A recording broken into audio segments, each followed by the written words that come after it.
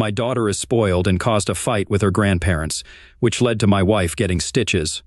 She still believes her actions are justified. I, 40 male, am married to a 38 female. We met in high school. My wife's parents are terrible, completely abused her until she moved out at 18. My wife has always tried to be a good mother and break the abusive cycle. We both have good jobs they want for nothing. We tried not to spoil them. They have chores, know their manners, and are good kids in school. So my daughter came home one day and asked us to go visit her grandparents' house. We said, yeah, because we thought she meant my parents, but no, she meant my wife's. My wife immediately said no, and then I backed her and said they will have no part in their lives. She said I was overreacting and that she deserves to meet all her grandparents and we were being selfish. My wife was diagnosed with PTSD and still sees a therapist due to all the things that she went through. It really annoyed me, and I sent her to her room. I talked to my wife and said that I should tell her what happened so she understands why we are saying no, that her parents aren't good people. My wife was reluctant but agreed as long as she didn't have to be there, so she wasn't triggered. I went to my daughter's room the next day and I talked to her. I said, look, I understand you are upset, but we are not saying no just to say no. There is a lot you do not understand, but I'm going to explain it so that maybe you understand more. Your mom's parents were abusive. She was humiliated daily, screamed at, and terrorized since she was 6 years old.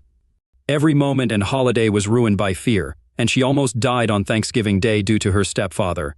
Your mom and her sister still suffer from the trauma, and we will never have a relationship with them. I hope that you understand now. Something along the lines of that, I told her and thought she understood. Anyway, it was my wife's birthday a week ago, and she doesn't like celebrating, honestly, but does it for us. It was actually a really great day. My wife's sister, our 2 other children, and my whole family were there celebrating at our house until around 7 at night. A knock at my door, and my daughter went to answer the door. We figured it was a friend of hers, but when she came right back into the living room, it was my shitty mother-in-law and father-in-law. My wife and her sister both froze, and they came in like they owned the place, trying to be buddy-buddy. My wife asked them in a timid voice, "What are you doing here?" They said, "Our granddaughter invited us."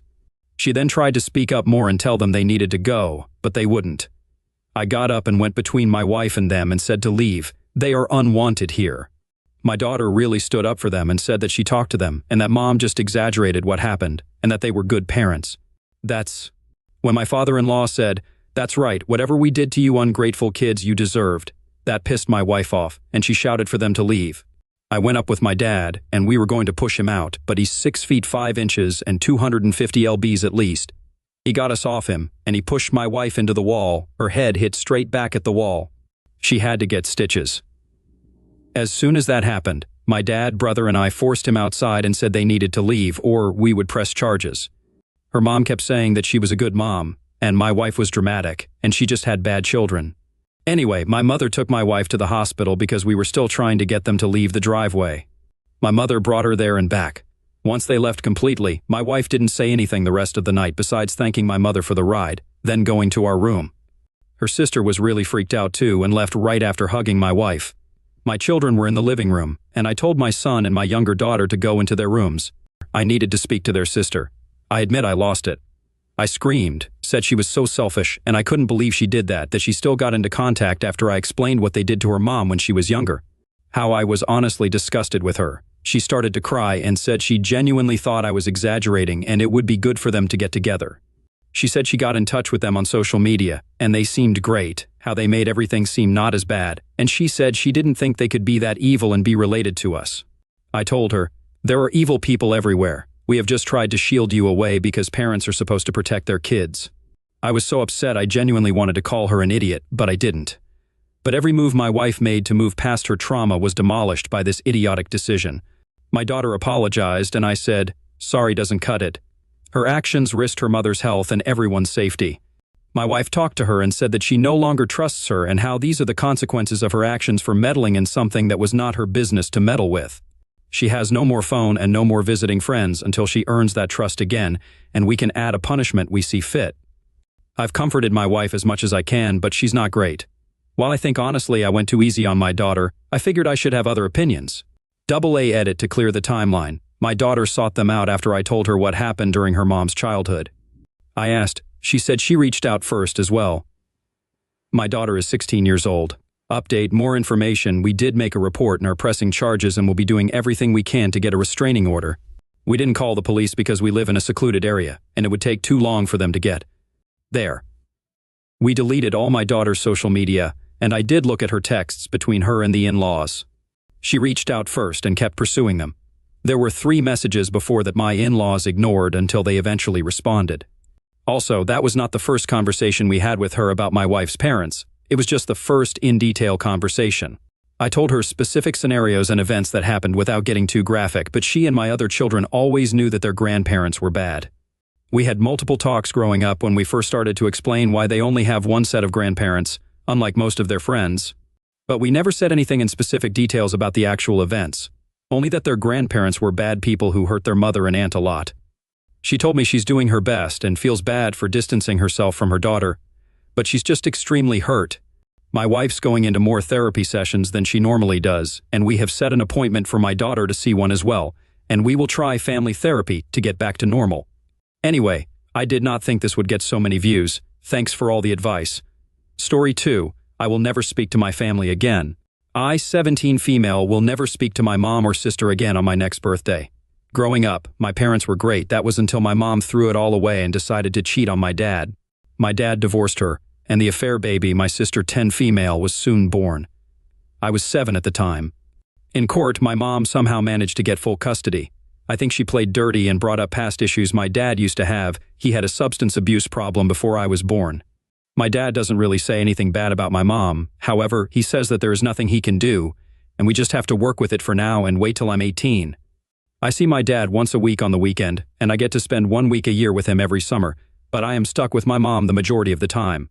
My sister is profoundly disabled, to the point where she requires assistance for everything. She is useless. Since she was born, all my time outside of school has been dedicated to her. I stopped learning the piano, going to friends' houses, and playing basketball because I had to help her. I have been wearing the same clothes at home for the past 3 years since my sister has priority over everything, including dinner, only once she eats. I don't know why I call her my sister. She should be my half-sister, but she is not even worth that. My dad used to pay a lot more child support than required for the first 2 years after the divorce, but 90% of the money went to my sister, so he stopped and started paying the minimum. Still, only 10% goes to me. I don't blame him for this. Why should he support an affair baby? He tried to take my mom to court about not using the child support correctly, but it was unsuccessful. Only in the past 3 months have I managed to get a bit of time to myself without having to take care of the affair child when I'm not at school. I told my mom I had to spend a couple of extra hours after school 3 days a week. She initially refused, but she accepted only because I told her I needed it to prepare to get into a good college so I could get a good job to take care of my sister. I lied. Instead, I go to my best friend's house. Her parents are super understanding. My mom doesn't even care enough to check if I'm at school. I also go to my dad's best friend's house every day, sometimes just for 5 minutes, because I don't have sufficient equipment at home, and if I take it home from my dad, my mom will sell it for some new thing for my sister. My dad leaves all my stuff at his friend's house, which is 10 minutes away from where I live. Every day before and after school I go there to change and get stuff. And his family has also helped me with my college preparation. I have found a college near my dad's house, which he will pay for and will let me live there. My mom knows nothing about this. She thinks I am going to a college close to home and will continue to look after my sister with her. She is oblivious. But then again, even if I made it obvious at home, she wouldn't notice. I will be free in 2 weeks, and I will live at my dad's friend's house until school finishes. And then, I will move to my dad's since it is far from school. I will never speak to my mom or sister again after that. I can't wait to spend more time with my dad and his family.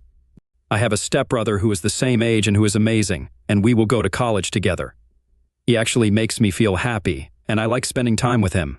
My dad's friend has bought a small electric piano so I can play it once I go there, and we have found a basketball club for me to join.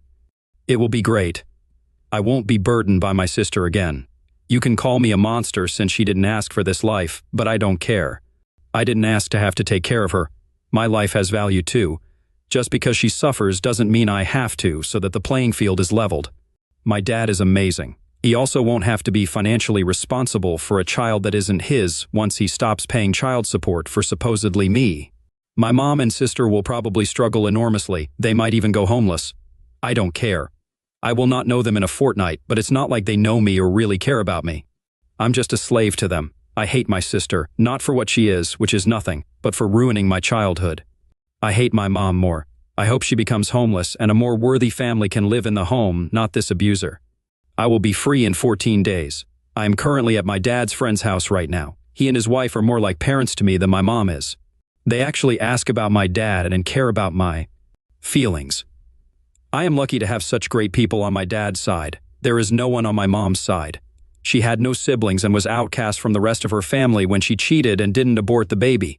None of them wanted to have to deal with my sister. If they didn't do that, I might have had a childhood, but at least now my mom will have to deal with the consequences of her adultery herself and can't enslave anyone else. I don't blame my mom's family for abandoning her. They're quite clever for recognizing early on that my mom would just rely on them all the time. My dad isn't just the fun dad who gets to look great. He actually cares about me. When I'm sick at school and I need to get picked up, he would drive an hour to do it, or get his friend to do it. My mom couldn't do it since she was busy or needed a rest after looking after my sister. My happiest moments in the last 6 years have all been away from my mom and sister, and I will be able to have that all the time soon. My dad has organized therapy sessions for me to help me settle. He's also organized a trip for 2 weeks during one of the holidays, which will just be between me and him since we've missed out on a lot because of my mom. I hope she suffers.